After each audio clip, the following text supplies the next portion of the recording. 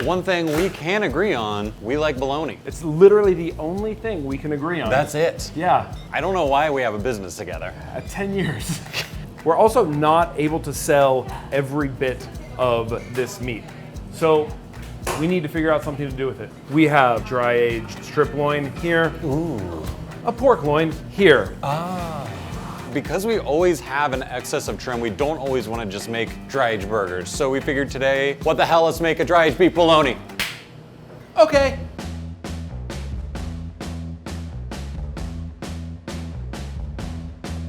Each loin, after it's dry aged, has a dark side to it. We can't put that in the case. We are going to trim this out, and this would be the makings of our dry-aged burger. But today, we're making dry-aged bologna. So again, just taking the face off. Whoa, God, man. He made the movie reference in this one. So this is about 30 days dry age right now. So this is gonna be really, really good. It's also gonna be exceedingly good at binding water for our emulsified bologna. Totally. Now the cool part about the fat that we need for our emulsification is we want this hard fat back. This is a pretty hefty amount of fat on a pork chop. Most people aren't gonna want that, which is great for us making bologna because then we can just take that fat cap off. That doesn't work as well. It is the best fat for binding. This will actually hold structurally together a little bit better. All right, so pork chops go in the case. We're gonna take the trim. Gonna go downstairs. So we have our dry age, we have our pork fat, we have ice. So we're gonna grind these things together. And what we're trying to create with the myosin, which is the protein in here, we're trying to activate that myosin to create a really good bind with the salt. All we need to do now to really get our bind going is we're gonna grind this 5 times so that it is really just a paste. The same process goes into making bologna as does mortadella or any other emulsified sausage. So we have our meat and our fat in here. We like to add ice, especially for something like this. We're gonna grind 5 times. There's gonna be a lot of kinetic energy in there, like just building up heat, kind of like Ryan Gosling and Rachel McAdams in The Notebook. Smoking hot. Smoking hot. So we wanna keep it cool. We don't want our meat mixture to get too warm because that also affects our binding. Bingo bango. Let's grind.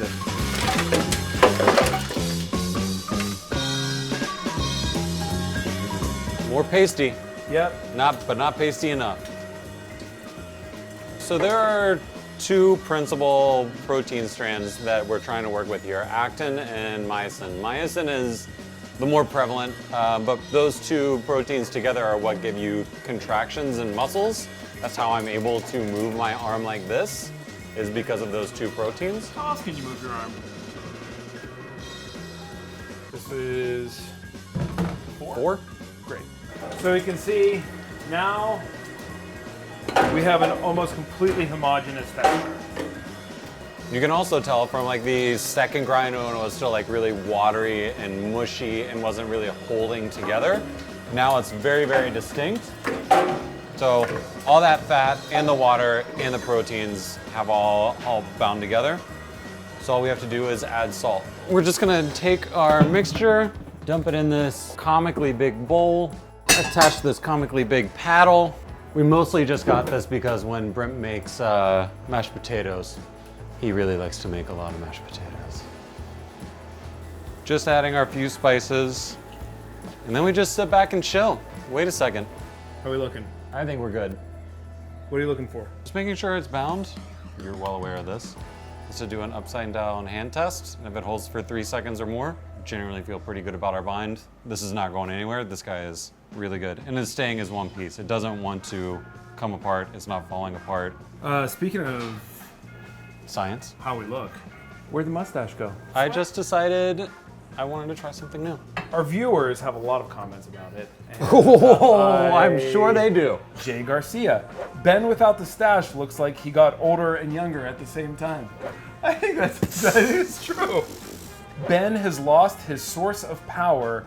It truly is the end times. Without that beacon of hope, our dimension faces dark forces, the likes of which have never been foretold. You were a protector of our... Wow, it just keeps going. That is highly accurate. Matt Andrews, never seen Ben's teeth before. Shoe House says Ben's mustache is finally gone. Turn out to be some hot daddy vibe.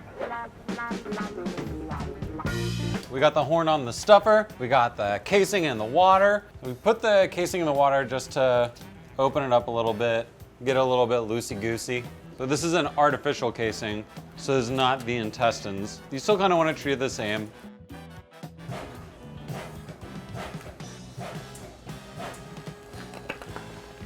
And we're done. There she goes. That's it. Pack her up. I know that was really anticlimactic, but it really does just go that fast. We're just gonna put this in a water bath at 160 degrees for probably 2 hours, 2.5 hours based on the thickness, and then put it in an ice bath and we're done.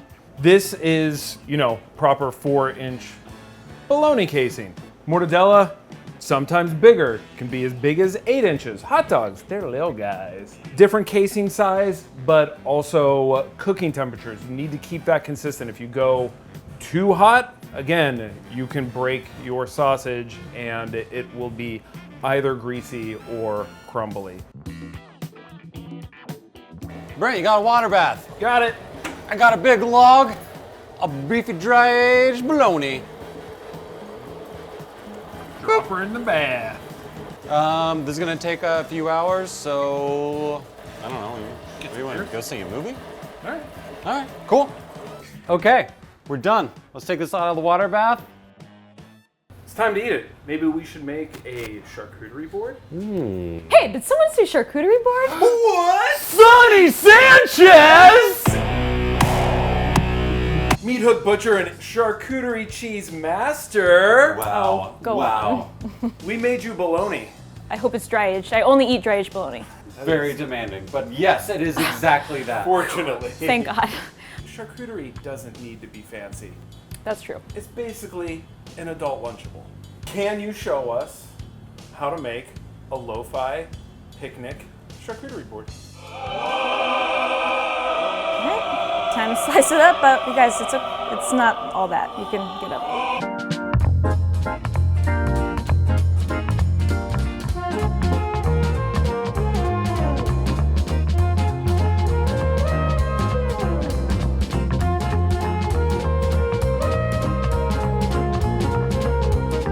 So we made what is essentially a fancy bologna, and then you took it and made an even fancier charcuterie board.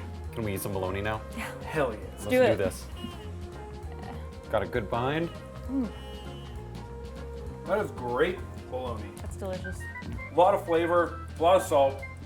Get the dry aged flavor, and the texture is perfect. If the texture is off, it can be very, very gross.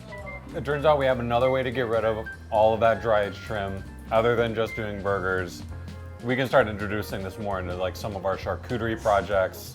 Start making, all of our ordinary like household charcuterie meats a little bit nicer. Give them a little bit more flavor, a little bit more oomph.